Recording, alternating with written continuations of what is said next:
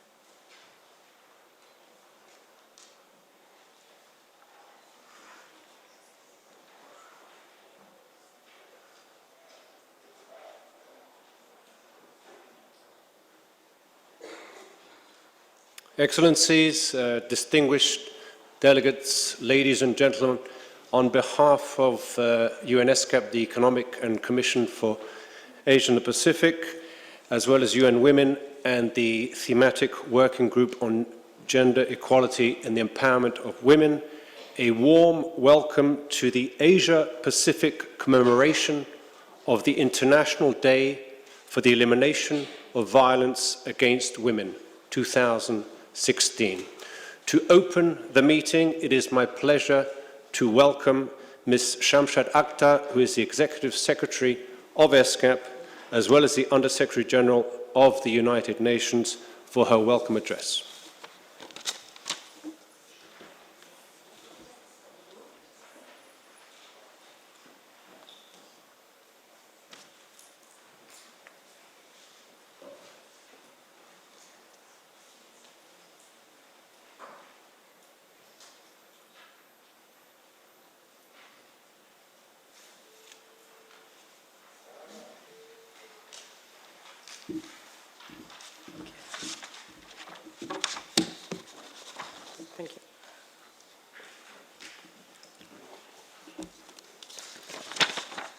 This is a bit more formal setup. First of all, once again, let me extend my very warm welcome to Ambassador Williams, who has come all the way from United Nations New York office, representing the President of General Assembly. Her presence indeed reflects the strong commitment that United Nations has to discuss issues surrounding the violence against women, but also to commemorate the International Day for Elimination of Violence Against Women, 2016. And I would like to extend a warm welcome to all the colleagues here, distinguished representatives, ladies and gentlemen. So this year our commemoration is a part of SDGs, ESCAP's SDGs week. It's an acknowledgement that we cannot make headway in the implementation of the 2030 agenda without addressing gender inequality and violence against women and girls, which is pretty intense in different pockets of the world and in our region. We, of course, have to build momentum from the adoption of this ambitious agenda to create safe and inclusive societies for our women and girls in Asia-Pacific region. First, we must recognize the scale and severity of the problem today. Globally, 1 in 3 women has suffered from physical and sexual violence in their lifetime. In some countries in our region, up to 70% of women have experienced violence at the hands of an intimate partner. The roots of violence against women and girls are deeply entrenched in gender-based discrimination. Unfortunately, the social norms and gender stereotypes in many Asia-Pacific societies perpetuate this violence. In many Asia-Pacific countries, violence of women remains completely acceptable. Worse still, less than 40% of women suffering from violence in these countries do not seek help due to fear, shame, or lack of confidence in police and other authorities. The ripple effect of violence reached far beyond survivors and their children. Violence has tremendous cost related to healthcare and legal expenses, to losses in productivity, which all impact individual, household, and national budgets and socio-economic development. All the messages that I am relaying today are deeply anchored in evidence-based analysis. Studies in Cambodia, for example, highlight that 1/3 of women who experience the violence can lose an average of at least 3 paid work days.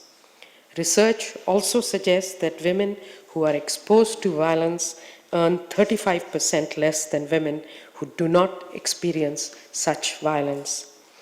Globally, the economic cost of violence are equivalent to approximately 2% of GDP, or a staggering 1.5 trillion of US dollars. Second point that I'd like to mention is that we must seize the opportunity the SDGs offer. The SDGs constitute a potentially powerful violence prevention agenda through specific targets under Goal 5 on gender equality and Gender 16 on peace and justice. But the causes and consequences of violence against women go well beyond these 2 specific goals. For instance, missing the targets under Goal 3 on good health care can contribute to exacerbating physical and psychological violence against women and girls, as well as affect their physical, mental, sexual, and reproductive health. Women who have reported that they have experienced intimate partner violence are at an increased risk of HIV and other sexually transmitted diseases. Additionally, women having experienced violence are twice as likely to suffer from psychological difficulties, including depression, post-traumatic stress disorders, and suicide attempts. The intergenerational effects are also evident, as intimate partner violence is an important risk factor for low birth weight and premature births. The interlinked nature of these effects simply demonstrate that violence has tremendous effects beyond its direct impact on any one individual, and if left unaddressed, it will hamper our efforts to achieve the Sustainable Development Goals. Signaling progress in this area, 31 countries in our region now have dedicated domestic violence legislation. 13 countries have criminalized marital rape, and 7 have developed national action plans on violence. Undoubtedly, we have our agenda cut out. There's more work to be done, but I'm quite confident this is one area where United Nations ESCAP office has extremely great partnership with UN Women, whose work is exemplary and has been leading on several frontiers. Third, we need to redouble our efforts by investing in the untapped potential of women and girls. Women and girls face disparities on multiple fronts. Gains achieved in education have not translated into equal opportunities in employment and political participation. In Asia Pacific, less than half of all women, 48% or so, participate in labor force, and less than 1 in 5 parliamentarians are women. I can assure you that geographical disaggregated data reflects even sharper disparities in these indicators. For instance, if you were to take these indicators for my own country, besides the parliamentarian where our ratio is high, other areas, the disaggregated data will reveal sharper inequalities.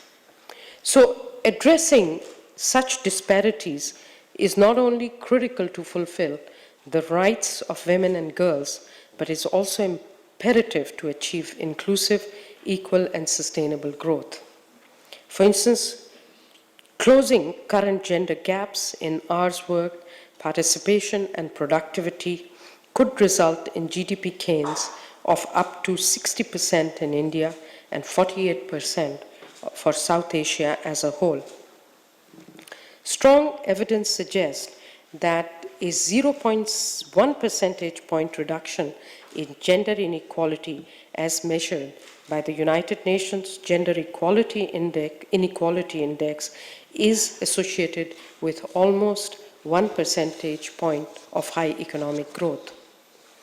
A fourth point I wanted to underscore that we have to strive to improve national planning and budgeting processes, service delivery, and accountability.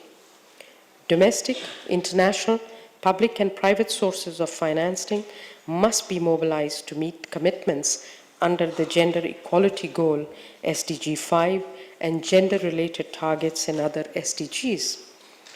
In our partnership with UN Women, I think it was last year that we actually talked about working on gender financing together.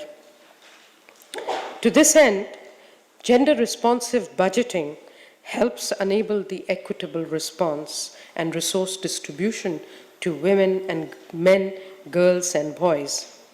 Recognizing this value, ESCAP has conducted capacity-building workshops in Cambodia, Laos, Lao PDR, and China to equip policymakers with knowledge and practical skills to integrate gender concerns into national planning and budgetary processes. Promising initiatives in ICT have also emerged around the region to promote gender-responsive resource allocation, including India's iClick project and Australia's Our Watch online media campaign. Investments must also be channeled into strengthening national statistical capacities as statistics on prevalence, costs, causes and consequences of violence against women and girls remain poor in many countries. This would allow for evidence-based policy programming and planning decisions, as well as to hold institutions accountable for their commitments to address these issues. Spoken a lot, but that reflects my own determination to really turn around, to achieve a turnaround in this area in our region. But to conclude, for 2030 agenda to succeed, one must unite in addressing the root and structural causes of the violence faced for many women and girls.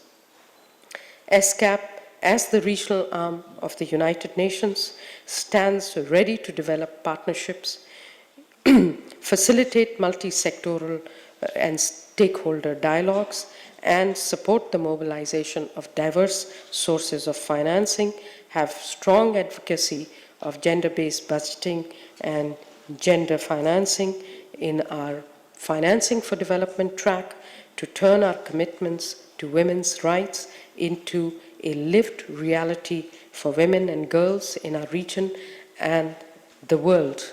I speak from my own experience as a woman, having really moved across the whole region of Asia Pacific, specifically having worked in about 80 countries across, including also in Middle East and North Africa, where gender dimensions are requiring a lot of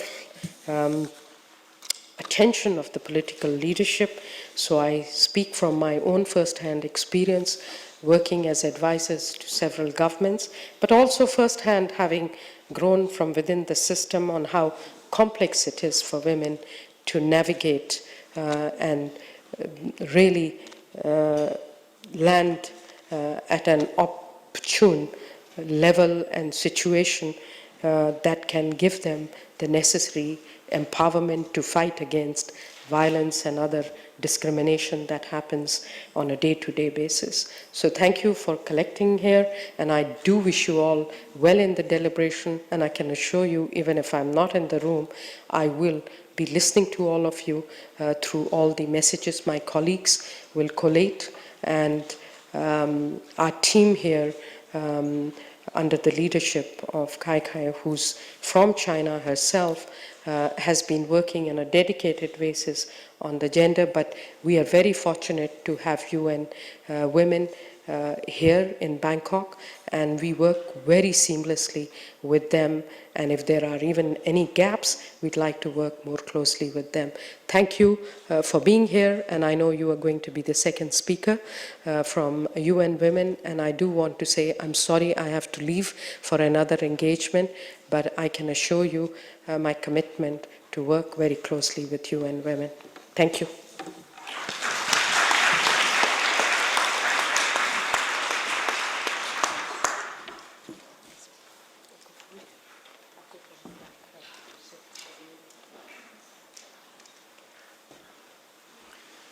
Thank you, Madam Executive Secretary, for your inspiring comments delivered with conviction. It is now my pleasure to invite Ms. Miwa Kato, who is the Regional Director of the UN Women Regional Office for Asia and the Pacific, to deliver her statement.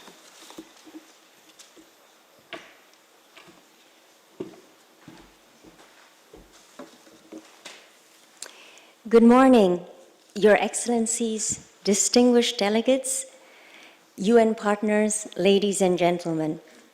We're here to commemorate the International Day to End Violence Against Women, which also marks the commencement of the global 16 Days campaign to mobilize to end violence against women. On this important occasion, we come together to celebrate the significant gains that we have made together working on various fronts, but also to reflect on where increased efforts are still desperately needed in our region of Asia Pacific. For decades, activists around the world advocated tirelessly to bring the world's attention to the critical issue of violence against women. Violence against women is a human rights violation that permeates every corner of society, every country in the world, and is widespread and very costly as well for those beyond the women who are experiencing it. It has staggering long-term consequences that can last for generations and also impacts on everybody in the society. It deserves our full attention, commitment, but also accountability to take action to change and address. As UN Women's Executive Director, Dr. Mulambo Nuka noted on the occasion of the International Day to End Violence Against Women, the price of no change is simply unacceptable. In our region of Asia Pacific, as in the rest of the world, violence against women is widespread, systematic, and culturally entrenched in many of the countries, and affects women and girls regardless of country and social context that they live in. Despite significant achievements in the area of policy and legal reform, as highlighted also by the Executive Secretary, violence remains pervasive across the region. While the global average for women who have ever experienced violence in their lifetime is 1 in 3, in many of the countries in our region of Asia Pacific, the figure could be as high as 1 in 2 or 2 in 3 women. Every woman and girl who experience violence has the right to receive care and support and to see justice served. Yet, in many countries, the laws are often lacking or inadequate, or not duly enforced where they exist. Too often, shelters, healthcare, and support services are either not available at all or of poor quality as they struggle to collect the necessary resources, while the criminal justice system is remote or struggling, being inaccessible to the victims, and appear sometimes uninterested in meeting the needs of women. Violence against women is a severe violation of women's human rights, but it also represents a massive drain of human capital and economic potential which the region desperately needs. A recent study estimated that the cost of intimate partner violence could be as high as 5.2% of the global economy. We are here together today to recognize that addressing a complex and multifaceted problem such as violence against women, we need to have multifaceted solutions. At national policy level, UN Women partners with the governments of the region to enhance the effectiveness of justice and support system for women.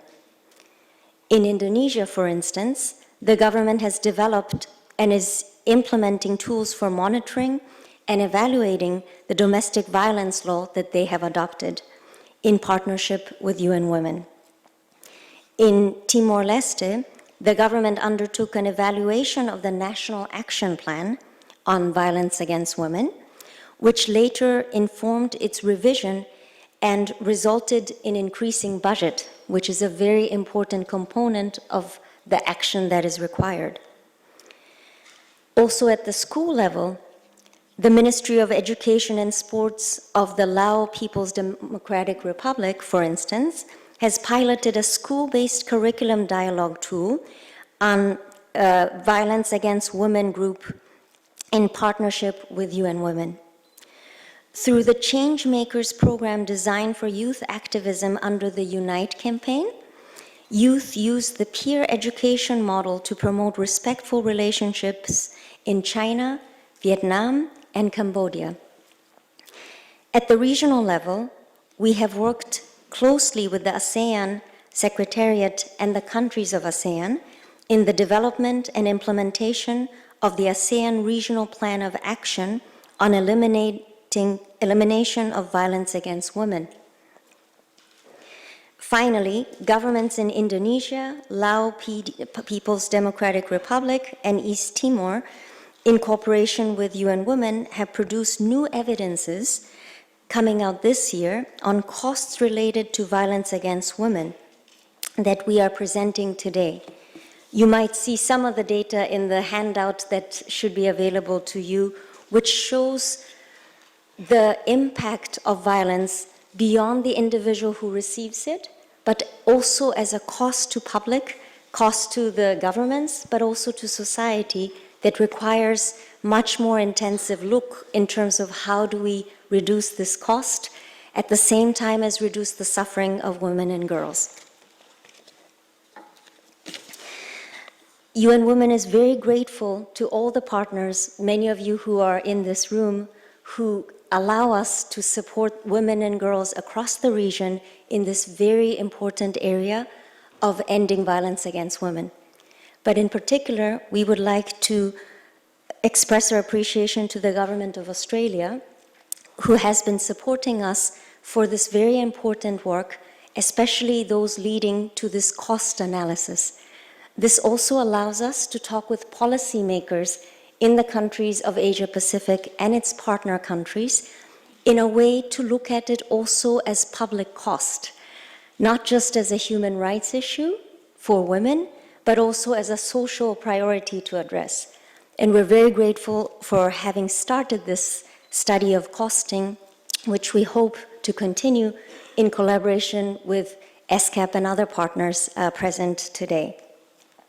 We're also grateful for the Government of Canada for supporting our work on the side of improving access to justice for women, which is another indispensable element for effective response to end and reduce violence against women. So we do all we can, and we have a lot to be proud of when we look back on the past year of various achievements. At the same time, we know that there are still women and girls, disproportionately high number, who still continue to suffer, and therefore we must do much better than what we do today. Experts are unanimous that the benefit of ending violence against women and girls would far outweigh the investment necessary. Evidence also illustrates how even relatively small-scale investments that are timely and well-targeted can bring enormous benefits to women and girls and their wider communities. A recent multi-country study by UN Women, which I referred to earlier, that we conducted in select Southeast Asian countries, found that the cost of delivering a minimum package of essential services for women and girls who experience violence doesn't amount to a significant financial burden to governments, only representing 0.31% of their GDP in select countries, while the cost of leaving violence as it is are estimated to have 3% to the country's GDP. Obviously, this is an initial work based on a couple of countries of our region, but it does give us an indication of the smaller, relatively smaller investment that is still lacking today to address the consequences or to prevent violence against women, which then translates into a much higher share of burden on national economies and societies. And we hope, with your support, to have greater understanding of this throughout Asia Pacific and to inform global discourse as well. As the Executive Secretary of ESCAP has mentioned, we're very grateful to be having this 16 days campaign here against the backdrop of ESCAP SDG Week. The 2030 Agenda for Sustainable Development and the Sustainable Development Goals adopted last year gives us new tools to drive change. Its ambitious targets demand innovative solutions and new partnerships to mobilize resources including from national governments, international development assistance partners, private business, foundations, and individuals, but above all, for us to unite in various interrelated challenges that faces the world today. We were very grateful as UN Women, of course, to note that for the first time in the history of United Nations, we have a dedicated goal, SDG 5, on gender equality, but also many other goals, as the Executive Secretary has addressed earlier, relates inseparably to the empowerment of women. There is no way to address poverty or lack of education, change in health infrastructure, or even addressing governance and security issues without thinking of the role of women. Women, of course, to be supported as victims, but not only that. Women are so much the key to drive the changes that are necessary to turn each of the SDG goals to a reality. So we very much welcome the linkages we're making here, right here from Bangkok, between SDG and our cause to promote women's empowerment, and in particular to end all forms of violence against women and girls.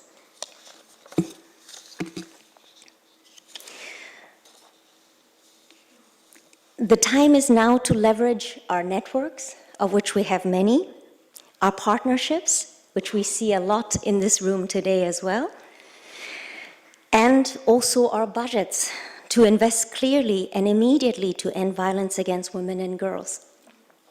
Whether in the workplace, in schools, in public streets and parks, with communities of faith, through media, with the arts community, and of course through various efforts done in the name of international development.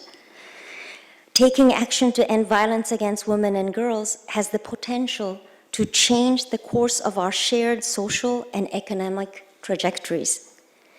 I want to thank our Unite partners who came from youth activist networks, women's rights groups, governments of the region, the diplomatic community, UN agencies, all represented either today or through our ongoing discussions through the UN frameworks, sport associations, businesses, and many people who are gathered around the region to make the 16 days of activism something more than just a campaign.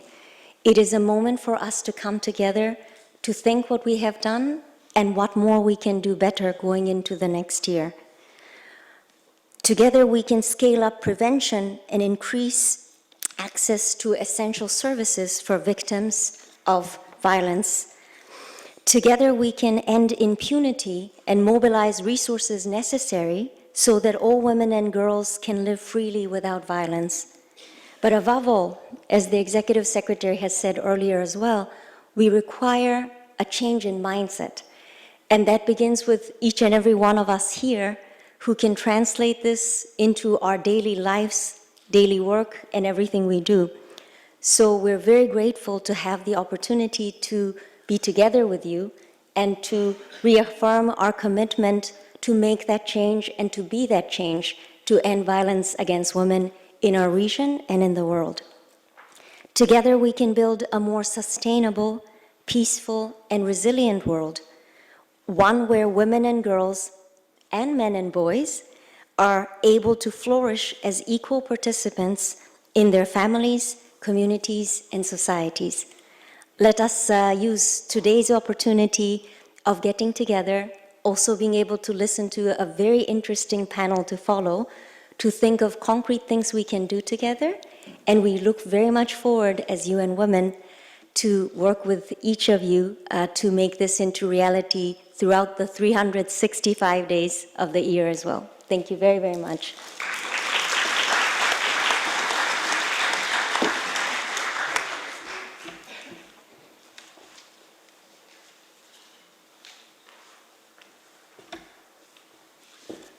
Thank you very much to Ms. Kato for highlighting a series of very pressing issues in the quest to eliminate violence against women.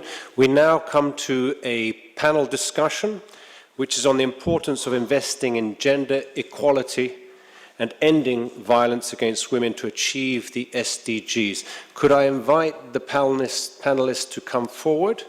And I will, in the meantime, introduce our moderator. Our moderator is Ms. Melissa Alvarado, and she is Program Specialist on Ending Violence Against Women in UN Women. Please come forward and take over. Thank you.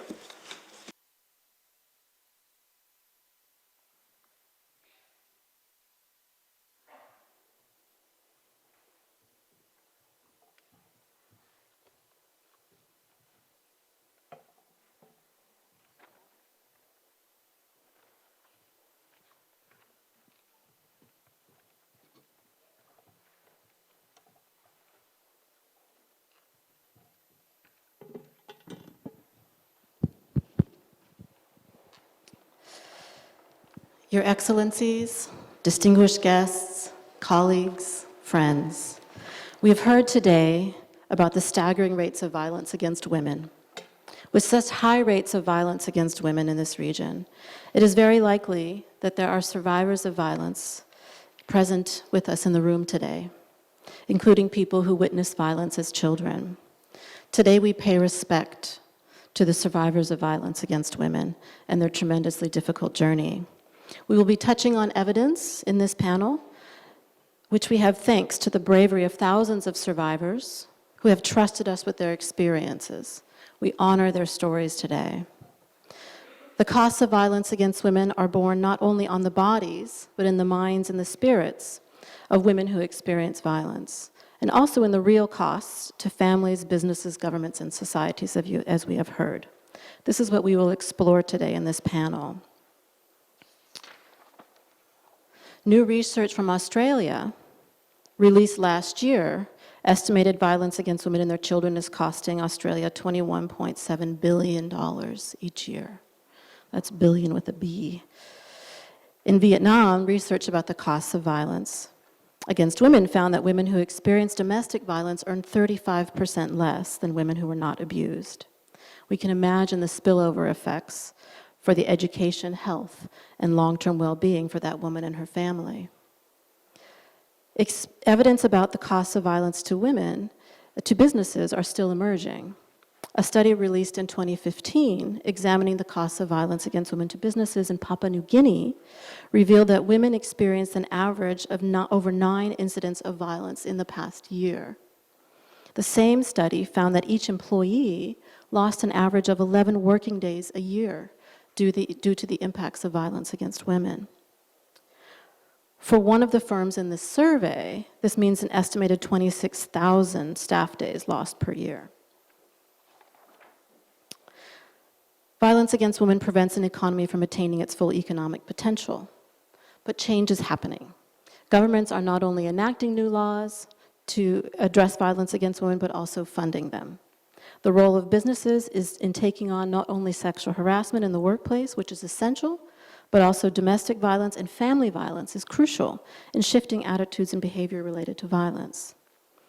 More businesses are recognizing that with such high rates of violence, nearly every workplace is affected. As one business coalition in Australia noted, economic factors are the most significant predictor of whether someone experiencing domestic violence remains, escapes, or returns to an abusive situation. It is true that without economic resources, many women living in violent situations find it very difficult to leave the abusive relationship and establish a safe home elsewhere. With this in mind, we are so pleased to welcome our panel today. I have the honor of introducing this distinguished panel.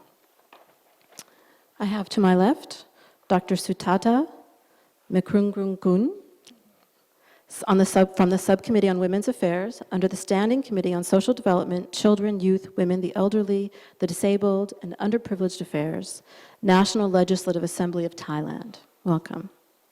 I have to my right Ms. Malakan Kaumunti, Director, Administrative and Personnel Division, National Commission for the Advancement of Women Secretariat from Laos, People's Democratic Republic. Welcome.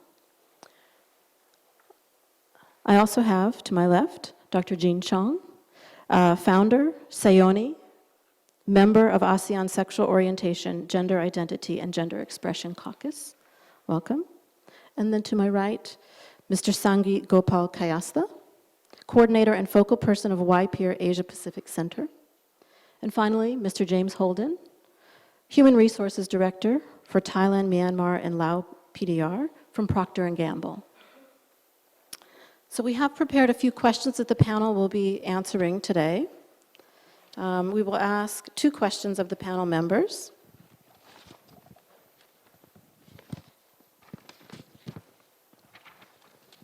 The first question goes to Dr. Sutada. What strategies has the National Legislative Assembly in Thailand employed to ensure adequate investment is made in promoting gender equality, diversity, and in ending violence against women? Thank you, Melissa. Good morning, distinguished guests and colleagues and friends. Before I make my answers, firstly, I would like to take this opportunity to thank you, the host, the UN Women and UN ESCAP, that allow me to come here and to represent the NRA Subcommittee on Women Affairs, to be a panelist of a very creative talk show style. I don't know what is talk show style mean.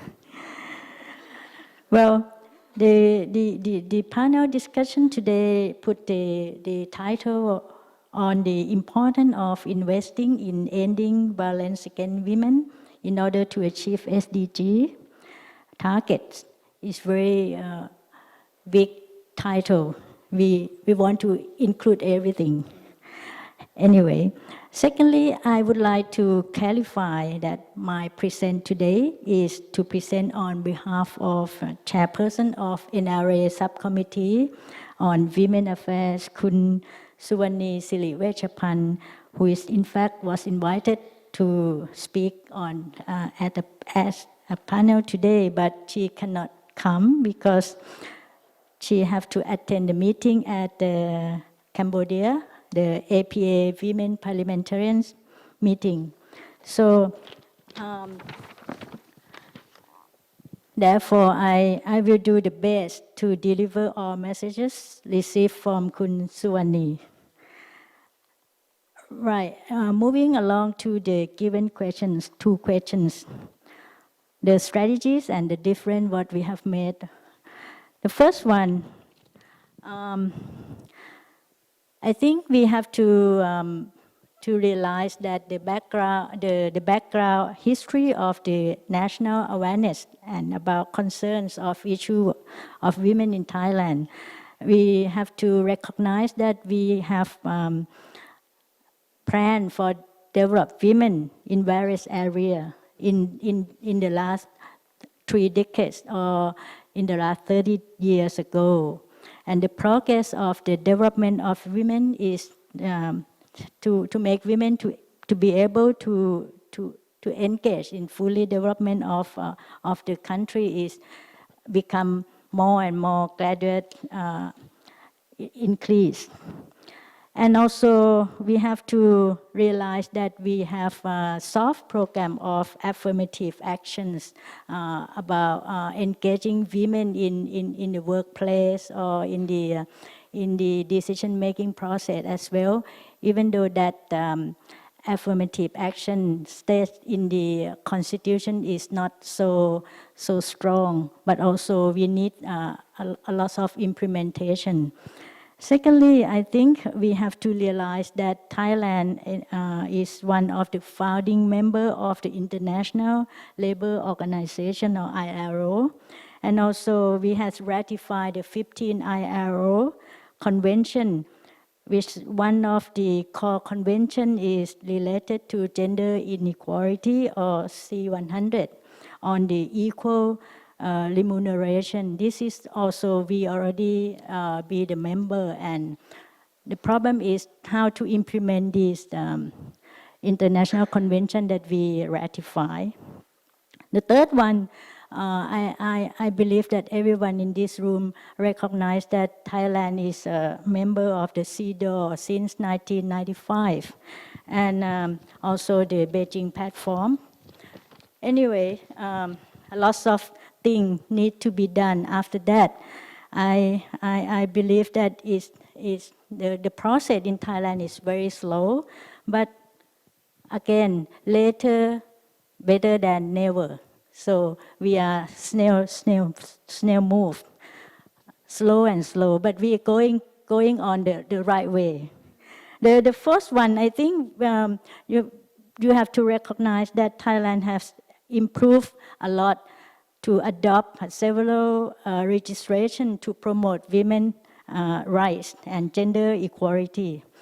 We have a few laws that already coming into effective, like Domestic Violence Victim Protection Act in 2007, and we have Prevention and Suppression of Human Trafficking Act in 2008, and also we are having revision or amendment of this law 2 times already. First one in last year, and the second one in this year, which I also is the commission of this revision. The third one also, we have last year in September, we have enact another law. The NRA have enact another law, which is very important law called Gender Equality Law. Some people say we wait very long time, 30 years from CEDAW ratified in 1995, and we have the law in 2015, later better than never. So this is the role of NRA. The strategy of NRA is not to do government work, but what we can do is to advancing the law or to advancing the public policy through the government administration by what you can see we have the monitoring system. We ask the question or we approve the budget. And another one that we have done for last year and effective in this year is try to put the words or the provision of gender budgeting into the constitution. And this is the first time that the latest constitution that passed the referendum already have the words of gender budgeting in the section 71. And this, the last paragraph of section 71 said that government have to prepare the budget with the consideration of gender equality promotion as well. So this is a very good clause for us. So from now on, we have to make sure that government budgeting that come to the parliament for the approval need to have the rationality that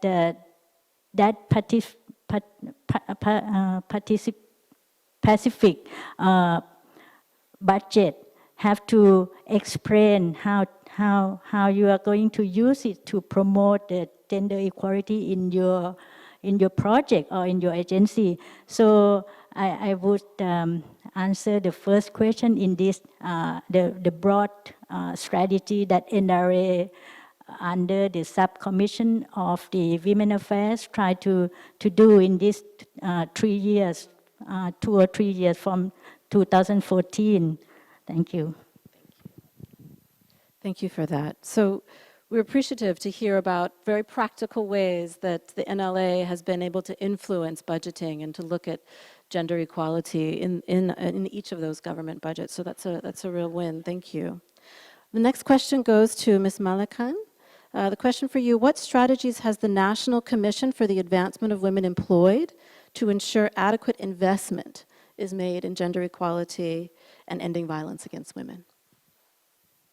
Thank you.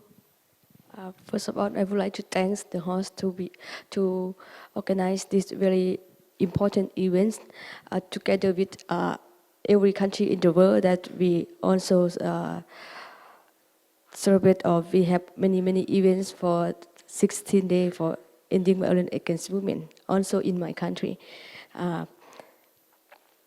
For the questions, I would like to talk to you before that I answer the questions that in my country, for ending violence against women, we start from the doing the study.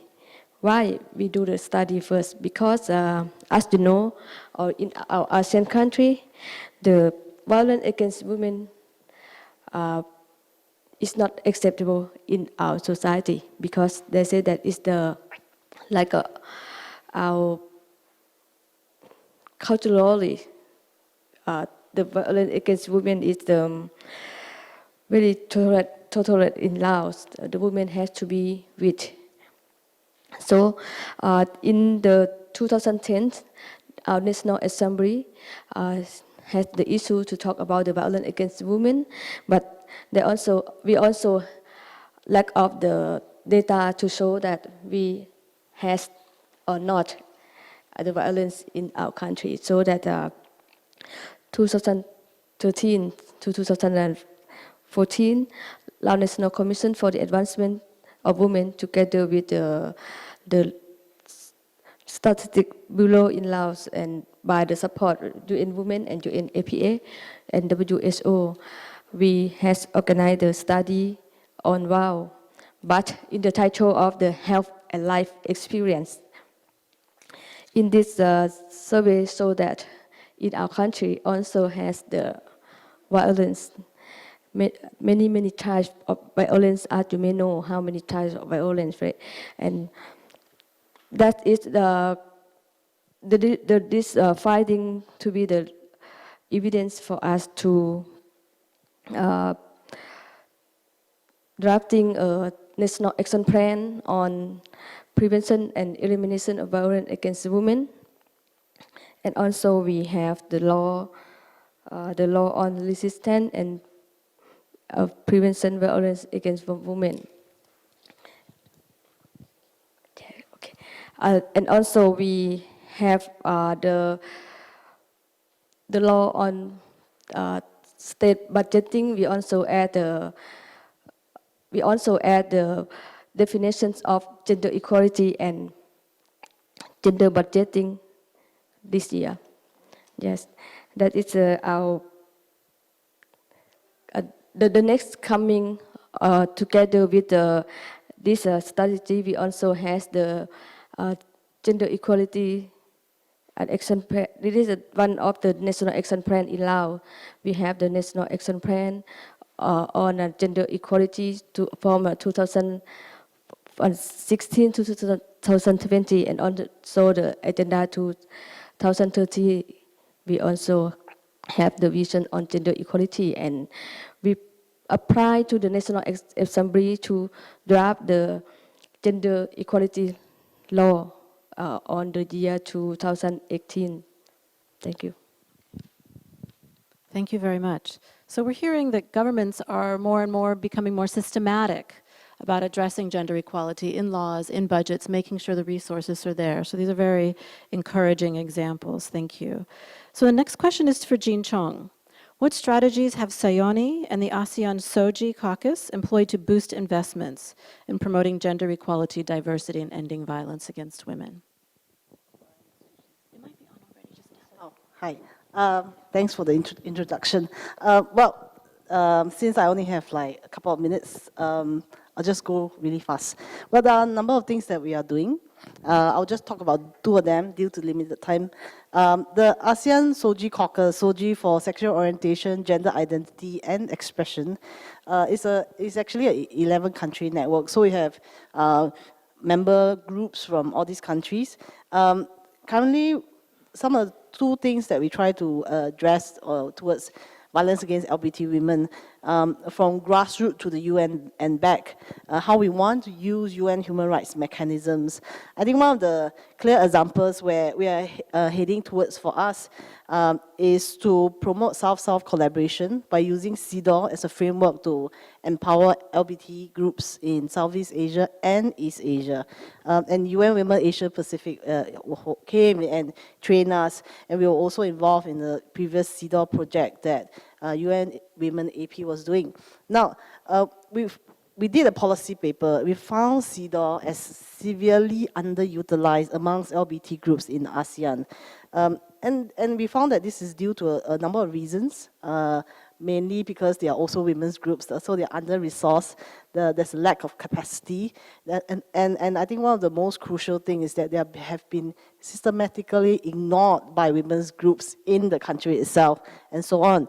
Now, this is an investment which we hope to work through grassroots capacity building, teaching groups to submit alternative reports to the CEDAW committee, and in using CEDAW as a framework to understand what violence against women means in that standard, and to find local and South-South solutions, and to empower LGBT groups to find their own voice within the LGBT community, within women's groups, and within and outside of global north voices that can often dominate the process.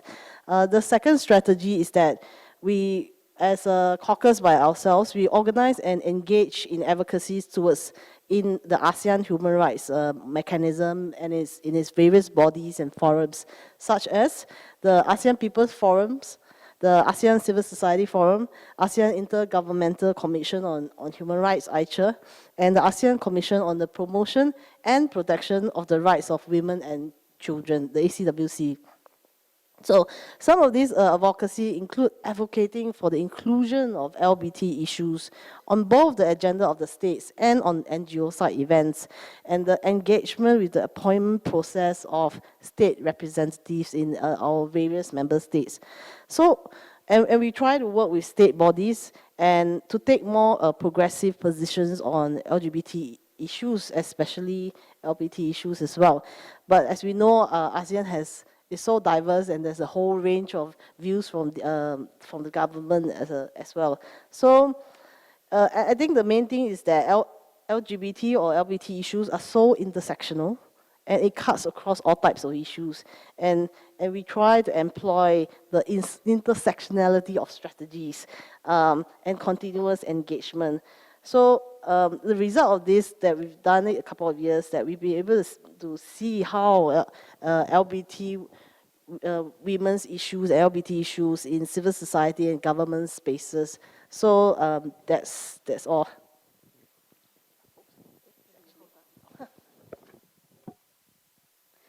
All right, very good. Thank you for that. Underlining the importance of partnerships, building investments, and building those relationships wherever you can, and then using the international framework such as CEDAW. Okay, next we're going to hear from Sangeet. A question for Sangeet: what strategies has YPeer employed to increase investment in promoting gender equality, diversity, and ending violence against women and girls? Thank you. Thank you for the question. So, like for YPeer, like we are a group of peer educators. Like most of us are below 29, and most of us are like below 19 as well. And even like our target groups are below 29, and most of them are 19. Like I'm so proud to say this thing. And at present context, across the Asia Pacific, our focus had been mostly focused on SRGVV, which is also termed as school-related gender-based violence. And next thing is school-related gender violence linking with other issues. And the issues of unseen disabled, and also young key population related to SRGVV. So unseen disabled are the one who, like, whom we see as like ourselves, but like mostly this term is mostly used like hearing impaired or like deaf people. So we are focusing SRGVV because it's a place where adolescents or child they spend like up to 6 to 8 hours. And in case of Nepal and in South Asia, when they are around grade 8 and 9 and 10, they spend up to 10 hours of the day in school. And it's the place where the violence occurs. And I think we, like, as most of us and every one of us were in school, so we are very aware about that thing. And the thing are almost the same when I was in school, when you were in school, and even till now, the violence occurs there in terms of a small thing like harassment or like bullying here, and even like small things up to the big, let's say, thing which we cannot imagine. And that's why we are focusing on SRGVV. But like for things, for us, is quite difficult because many of the schools, many of the teachers, they never agree that violence occurs in school. So we are I have examples from Nepal. So it's from this week, particularly this week and last week, that we link violence with SDGs and with sports. So for us, like only talking about violence might be easy, might be hard, but the many schools and many children, they don't agree to part in these things. So what we did is that we collaborated with the sports groups. We collaborated with the different small like shops where we can raise some funds. So it includes like not the big company like PNG or like Dabur or some big companies, but it was like small shops where we could get like few free t-shirts or like free small funding, and we actually were able to do that activities. And actually, I think more than 40 schools, they participated, which, we didn't like say directly like this sports is for violence or this sports is for SCGs. So there was like small thing and there was game going on, and by the end of the game, we just give some small messages which directly link with GVV. And next question was like, what are the difference had like success of the program? So most of our program are focused on schools, and there are really good examples which have been in past. For example, we go to schools, we just do some peer education. We don't give them funds, we don't give them anything. We just do peer education. We just like try to understand what is violence, what are the things going on in your classes are not good, not wrong, not right, and which have to be done. So after we leave, there are pretty good examples that the kids, the adolescents themselves found like small clubs. And they themselves, like, as our like branding was an orange campaign, our orange team, so they found their own orange clubs in school, so that like they can do some activities in schools as well as their community. And the next good example from us is that we generated resources, like it may be like $1, $2 in terms of dollar, like it may be like $0.5 or like $50, but we were able to generate resources from small private shops, like which very less NGOs or clubs or young people are being able to do in Nepal or in across Asia Pacific. And next thing, where we even like generated resources from the transportation union. So like as we know, there are private transportation buses who run in a like union kind of thing. So we were able to like mobilize them as well as get resource from them, which was very good example. And also from the sports union. So like sports union are those who are like made from the government as well as made from the small, like let's say clubs and let's say Real Madrid or something like that, but in a small scale. So we were able to get some small fundings, and I think it was enough for us to do those campaigns, and that was the very good examples. And so these are the things which are changing and which we are doing right now. Thank you for that, Sangeet. So in your example, you're leveraging the power of schools and the wide opportunity that's in the school environment, and also reaching across the community to get small businesses, sports unions involved. So this is really powerful, what you've given. Thank you. So I want to now turn to Mr. Holden, James Holden, from Procter & Gamble. So similar question for you. What strategies has Procter & Gamble employed to ensure adequate investment is made in promoting gender equality and ending violence against women in the workplace? Thank you, James. Melissa. I think when Dr. Cato spoke at the beginning, the thing that resonates most strongly for P&G and where we've seen success is on investment and mindset. So we definitely have seen the value of investing in the programs to promote diversity and inclusion. And I'd like to talk about 3 specific examples. The first is internally. So if I look in my organization in Thailand, Myanmar, and Laos, 60% of the managers are female.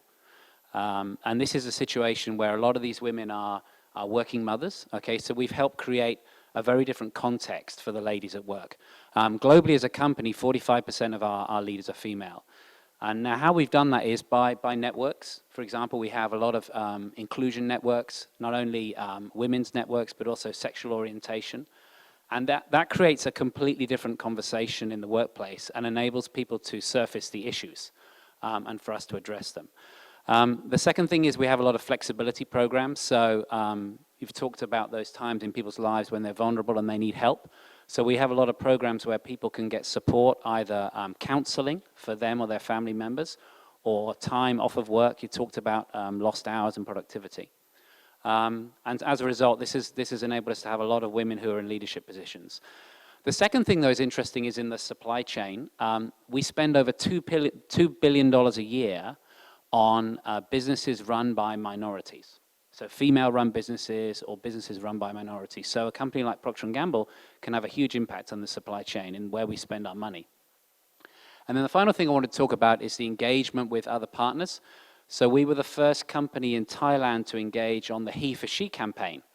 And that had a huge impact on our employees because, again, it helped create a different context, right? And a very exciting and engaging conversation with our employees. And we'll continue to be involved in that campaign this year and for years to come. So hopefully those are some practical examples, yeah, of the difference we can make. Exactly. Those are exactly the kinds of examples that we think will move this conversation forward and move it in new directions. And we can see that there's very practical ways and numerous ways that also businesses can be part of this conversation and to help advance the conversation internally as well as externally. So thank you for those examples. Okay, so I'm just going to do a quick time check. All right, we've got around 20 more minutes scheduled. So I'm going to move quickly and ask each one of you one more question. And I'm going to ask, because we are moving on in time, I'm going to ask you to be very brief and give us only one or 2 minutes in your second response. So for Dr. Sutada, who do you partner with to raise resources for ending violence against women? And what opportunities do you see ahead of you? So just very briefly, thank you. Thank you. We run out of time. Well, as the legislation part of the country, I think the main partners that we have to work with is the government body, every ministry that related, and also thanks for the SDGs that coming in time. I mean, once we ratify or accept the SDG agenda from the UN, the government have appoint a committee, the national committee, to implement the SDG, and in this major part of the SDG movement or implementation. So this mechanism, I mean the national committee, will be the good partner, the main partner that NRA will work with from 14 years from now on. And we already start by last month or 2 months ago, we have a workshop with various government agencies to understand the SDG targets in every goals, particularly in goal 5, that related to another, I think 7 or 6 or 7 goals that very clear that the indicator of that goals have to indicate to the women. So we clarify this to other agency of the government that will relate to the SDG movement. So this is the brief that from now on NRA have to work with the government agency. Another one is the civil society CSO in Thailand, particular the women organizations that we want to include them in, and no matter what camps they are, I mean, whether yellow or red, that's matter for us. As long as you work for women's rights and ending violence against women. So we want to include everyone to go to the national mechanism together to achieve the SDG goal, particularly in goal 5. Excellent. Okay, excellent. So building that ownership related to the SDG goals, going both upstream and in many directions to build the investments as well. Thank you for that. Okay, so for Ms. Malakan, second question, what are the key opportunities you see for the government to contribute to ending violence against women in particular related to the SDGs? Just very quickly. Thank you. For my country, yes, the government has the very good opportunity to achieve our SDG and Goal 5 in our country. Like we have the partner to do or run many issues that relate like training on gender responsive budgeting to our government officer for them to help them on transform from the plan to the action and to the for the financial activities, something like that. It is one more really important for us, and also to achieve the SDG 5 together with the other goals of SDG. I think it's very important for us, and we have the state budgeting law to ensure that we can achieve this. Thank you.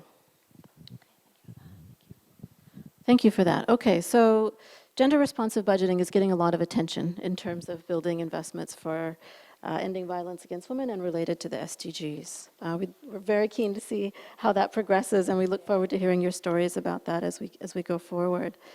Okay, so the next question is for Jean Chong. The question for you: what are the key opportunities you see for civil society to contribute to ending violence against women and the SDGs? Thank you. Now, my favorite question. The SDG wants to leave no one behind. But to me, the question is, who has the SDG left behind? I think it could have been done better to call for equality based on sexual orientation and gender equality. But we do recognize the SDGs' exciting potential to advance equality for all. I'll talk a little bit about how the SDGs are really quite intersectional. I think essentially we should not look at each other as two-dimensional human beings, but our lives are intersect in ways and layers that sometimes justifies and contributes to violence and discrimination. And this is very true for LGBT women, where our orientation and gender intersect to create different kinds of violence and discrimination. For example, a good example is corrective rape, where you are targeted because of your gender, you are targeted again because of your orientation. And civil society and partners can do more to recognize these intersections. So when we look at LGBT women, they are women too, so they don't just belong to SDG 5, which is to achieve gender equality and to empower all women and girls. There are many intersectional ways in the different SDGs to make sure that LGBT women or other minority women are not left behind in international development and addressing violence. And some of these SDG can be SDG 1, 3, 4, 5, 10, 11, 16. But obviously, I don't have time to go through all of them. But I'll just use an example in SDG 1. For example, that is to end violence end poverty in all its form everywhere. But why do we talk about poverty? Intersecting exclusion and discrimination because of gender and orientation makes it harder for LGBT women to be, first, economically secure. It makes it harder for them to make a living or pursue their goals, which can lead to poverty. And this poverty contributes further to discrimination, and they're not able to escape violent situations. And this is how the SDGs are related to each other. And very often development projects, laws and policies, and so on, often don't address this kind of situation because they don't see the intersecting link. I have quite a lot of recommendations, but I'm not going to read through all of them, or else nobody will have a chance to speak. But basically, to to think about how to address this violence towards LGBTI women is that civil society have to first conduct research to understand the issues at hand. There are women, yes, but there are intersecting issues here. And to make sure that development projects and policies are designed to recognize these blind spots and be truly inclusive of all women of all orientation and identities, and not just lip service. Thank you. Thank you, Jean. So really asking, can we do this? Can we really leave no one behind, right? And we need to be addressing discrimination in all its ways in order to really leave no one behind, and what that means for women and girls, including women and girls who experience violence. So thank you for those thoughts, Jean. Okay, for Sangeet, the next question for you, what are the key opportunities you see for youth to contribute to ending violence against women and achieving SDGs? Thank you for the question. So as per the data of UN, it's like 51% of the total population is below 30. So that's a very big number. And I don't feel shy, or I don't feel like sorry to say that, like I'm 28, but till half of my life, let's say till high school, I was never said, or I never realized that actually violence against women actually affect the life of men. So like it was never told, and I'm sure that like many of my friends who grew up with me, they till the age of now, they never realize that it actually like affects them until and unless they are married or like they are very close with someone. So that's the case across the Asia Pacific, if I'm not wrong. Then, so going with this thing, I would like to say that youth can contribute only if they are aware. Then, because without like getting awareness about this thing, like violence actually affects not only the women, not only the girls, but everyone in the family, everyone in the community.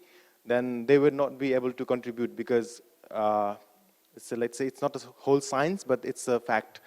And and also next thing, going with the data or going with the head counts, like 51% is quite a big number, and and also they are the ones whom mindset can be changed. For example, if there is a guy of like 50 years or 40 years, or if there is a boy of 10 years or 12 years, like for us, like for everyone, it's very easy for them to like make understand what is gender or what is like violence, how it affects. So I believe that youth have a very big power. Even like the examples which I gave before, like working with like different sectors whom even like UN or big NGOs or INGOs are not able to work with. So like these are only the few examples, but like we have lots of other examples.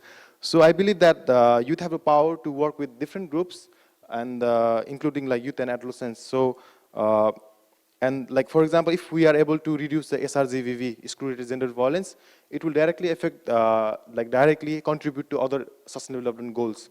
For example, if we are able to reduce harassment in school, less children are drop out, and which will directly contribute to SDGs 4.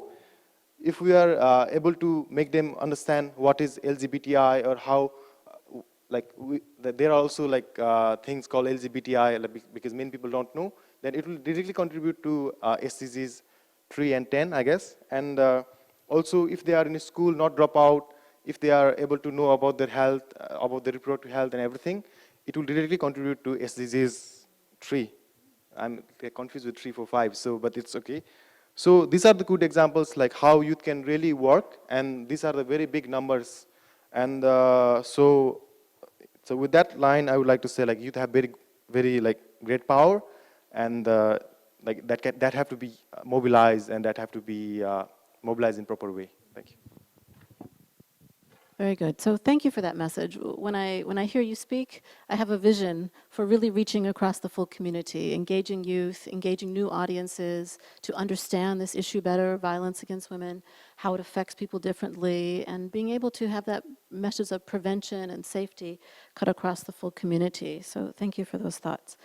All right, so now I'd like to turn to James with the final question.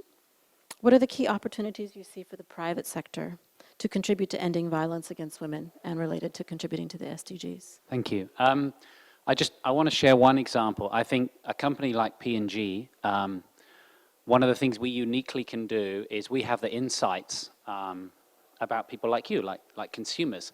And one of our big insights and a powerful piece of data is 70% of girls in the early years of puberty face a confidence issue.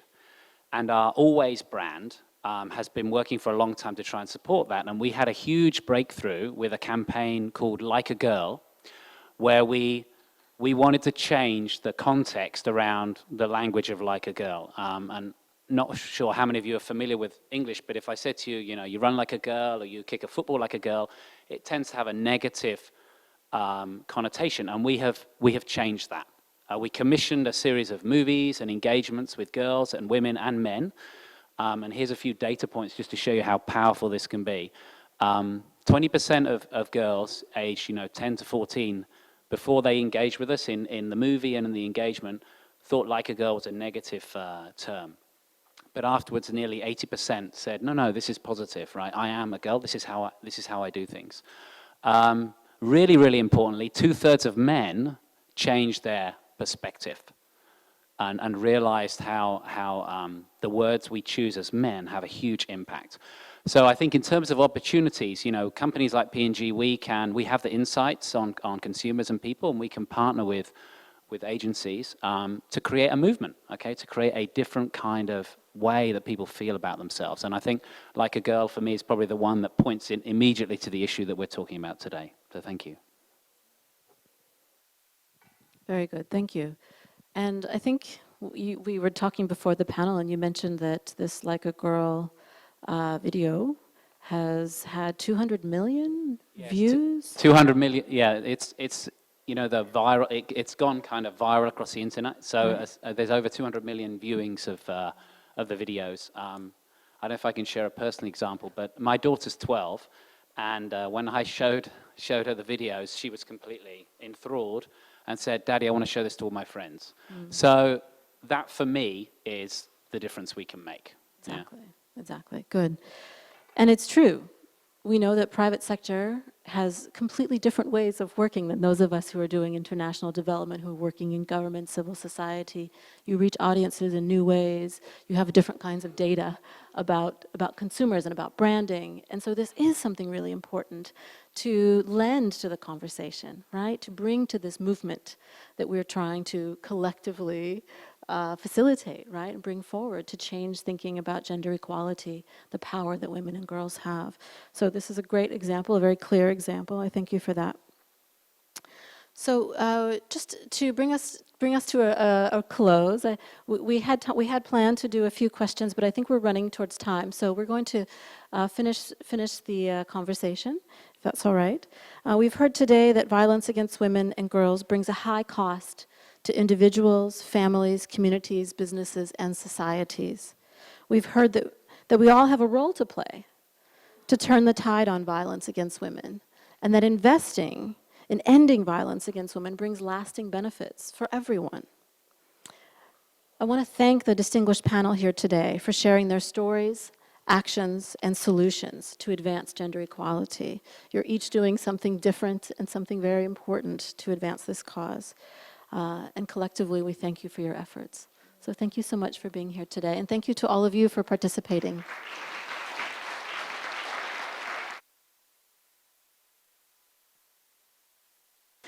Thank you very much, Ms. Alvarado. Yes, just to reinforce that, we've come to the conclusion of our session, so I think we owe it to all of you, from our speakers, Ms. Akhtar, Ms. Kato, all our panelists, our moderator, all of our distinct delegates, to basically take it to the next level and act to eliminate violence against women. Thank you again. Good day.